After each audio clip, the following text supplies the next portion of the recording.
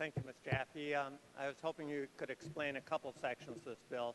I see the language of this bill says that every contract for real property where the property is served by a private well would require as a condition of the sale the testing of the water. Does that mean the water test must occur before the sale can occur? Yes, before the sale is completed, the well has to be tested. And can a buyer and seller mutually agree to waive this provision, or is this mandatory on a buyer and seller? It cannot be waived. Cannot be waived. Now, under current law, of course, a buyer can add this as a condition, right? A buyer can say, I'll buy your house on the condition that we test the water and it passes these parameters, right? Under current law, a buyer can require this. Well, it's certainly right now they may not even know that there is certain issues regarding the well, so they may be agreeing to something that they do not have an awareness of what may be possible. This law will create an environment where the well will have to be tested so that those who purchase that property will know that what the quality of the water is in that well, and whether or not they were purchasing something that has a quality of water that is safe for their families. Well, the standard real estate contracts used, certainly in Western New York, where I practice real estate law, have as a standard provision, of course, the right of the buyer to have an inspection of the well and the quality and quantity of the water. And so under current law, there's nothing that prevents a buyer from requiring additional testing as part of that mutual negotiation, correct? Well, that is a question as to, yes, there's always that possibility of the mutual negotiation. But this would eliminate... I mean, if the well is tested under this law and there are problems with the well, there is still a mutual negotiation as to whether or not you want to purchase this home if there are still some issues regarding that well. That's always something that's possible. Under current law now, all of our counties' departments of health have the power through their sanitary code to require water well testing, correct? And in fact, many counties do that. No, there are several counties, Rockland County and Westchester County, that do require well testing, as noted in this legislation, on the sale of property. On the sale of the property, it cannot be waived. But I don't understand what you're suggesting. I don't believe it's true that is required. Well, I mean, in Chautauqua County, for example, every water well is tested for certain parameters, and those parameters are set by the local county health department. This bill, though, would take that authority away from the local health department and make it a statewide, one-size-fits-all approach, right? Well, yes, as long if the local communities have this requirement, as long as that requirement is not lesser than this requirement.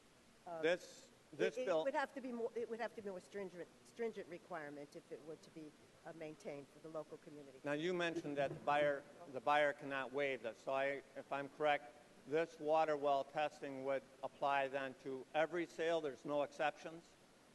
Every sale of a house or a property that's served by private water, there's no exceptions. Yes, it would require every sale. So, as a result, wouldn't this then apply to all the county tax foreclosures whenever a county goes through a tax foreclosure? If the house they're foreclosing on has a private well, this will then force the county as a condition of the sale to do the water well test?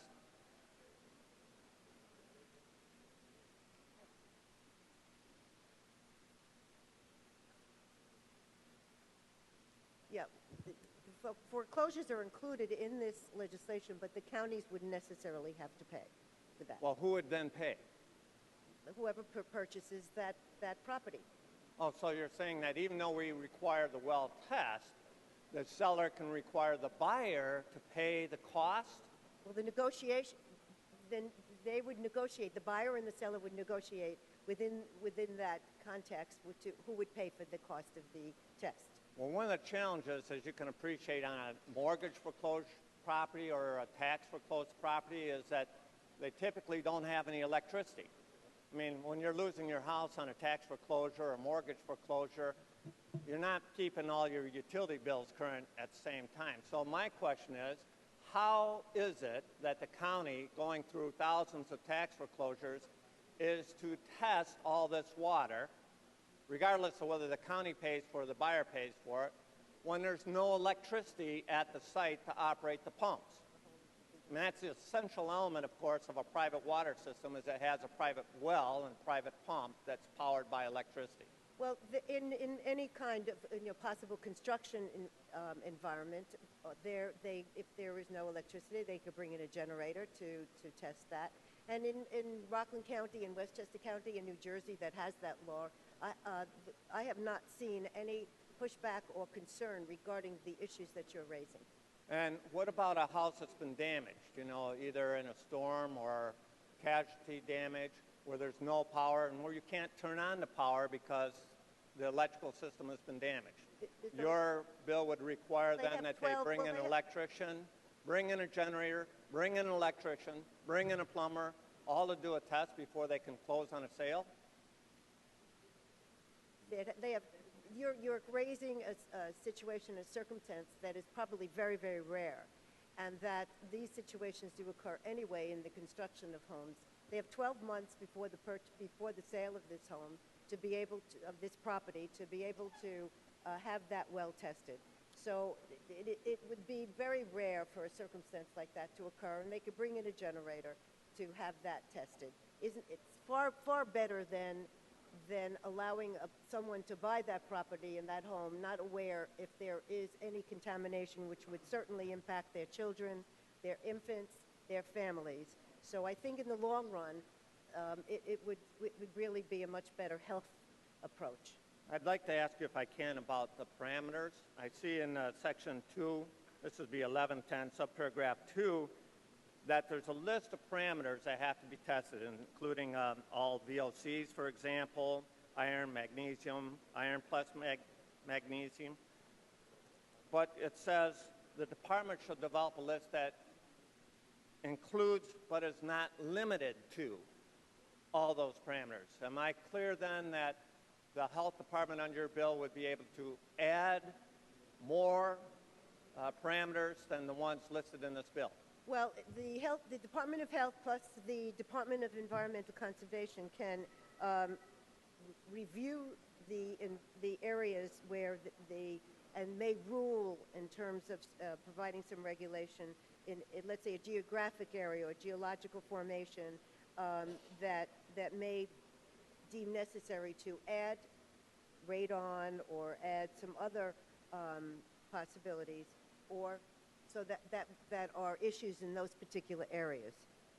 Now, in your memorandum of support, you indicated that there were roughly 1 million homes that you thought were supplied by private water systems. Am I correct on that? Yes. And according to not only my local labs that I asked them about, but according to the Empire State Water Well Drillers Association, which, by the way, generally likes more drilling. I mean, so you would normally expect them to be in favor of this. But they estimate that the cost of the parameters listed in your bill, cost of testing, would be roughly $500 each time it's done. Is that consistent with your understanding?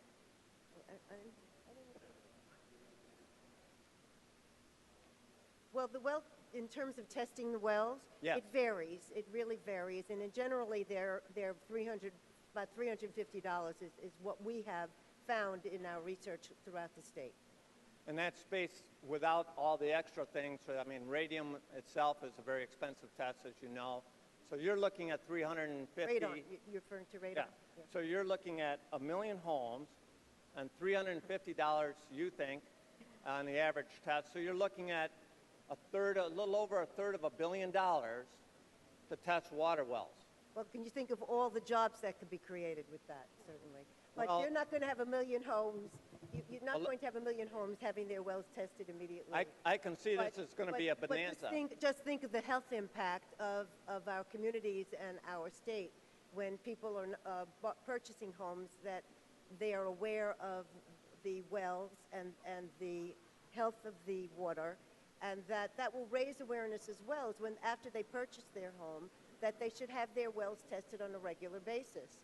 The National Institute of Health suggests that annual well testing is extremely important, especially for nitrate and microorganisms. Well, I And appreciate that, but and they make that recommendation because of the impact on the health of people who are vulnerable to waterborne illnesses in contaminated wells, especially infants. So I think when you really consider $350 against the possibility of purchasing a home that may lose its value significantly when you discover after you've purchased it that it has contaminated well, I think it's really just a very minor amount of money when you talk about the long-term impact of the health of the community. can I ask you a little bit about the enforcement mechanism?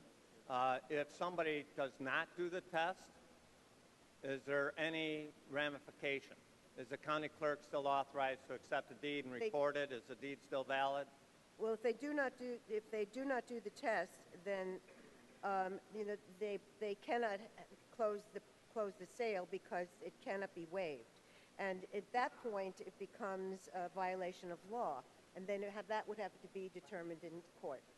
And so if you're a real estate title attorney and you're going back and looking at these deeds in the future, do you have to find a copy of that water test in order to certify that the deed is valid? But these test results aren't filed with the county clerk, are they?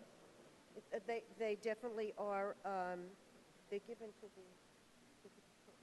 It just says Yes, both the buyer and it is seller given to the receives and county review the department. copy. It is given to the County Department of Health. Thank you very much. I appreciate it. On the bill. Thank you. On the bill, Mr. Goodell. This is a bill that would require 1 million homeowners to encourage an additional $350 to $500 whenever they buy or sell property. I mean, this is a substantial price, but it's not just the homeowners. It requires every one of our county governments or the city who's going through a tax foreclosure to go into the property, to turn on the power, which may require an electrician because some of these properties may be damaged, to hire a plumber, to take water samples and test the water samples. And if they don't, the deed is invalid because this says the closing shall not occur, which then brings into question the validity of all subsequent deeds because the water test results don't have to be filed with the county clerk. So that means your title companies and your lawyers who do title work have to put an exception. This deed may not be valid if somebody in the chain of title failed to do the test. So you're imposing huge costs on county governments. You're imposing new and higher costs on all the banks that have to do bank foreclosures. You're eliminating the ability of a buyer and seller to waive this condition, which may be very important to them because you may have a buyer who needs to move into the property by a certain length of time. You're imposing testing standards statewide on over 1 million homes without any indication that we have the testing labs available or the capacity available to do these tests. And for those of us who practice in the real estate area, we know that mortgage commitments come with a time limit. Typically, it's 60 to 90 days. And if you don't close within that 60 to 90 days, you lose your mortgage commitment. So this bill, while I appreciate the intent of the sponsor to improve the quality of water, usurps the role that we already have of our local health departments, whose primary responsibility is to ensure that these things are being met. And we replace that local authority and the local flexibility with an unfunded state mandate that we know, standing here today, will cost upwards of over $1/3 billion. New York State does not have a reputation of being an easy place to do business. This will take it one step further and make it a very difficult place to do business, especially if you're in the business of buying and selling homes or rendering title opinions on real estate contracts or working with your county government on tax foreclosures or any of the other myriad of situations where we have real estate transactions where under current law you negotiate freely over the scope of testing, and under this law you will automatically incur a substantial cost and substantial delay. For those reasons, I recommend we vote against this bill. Thank you, Mr. Speaker.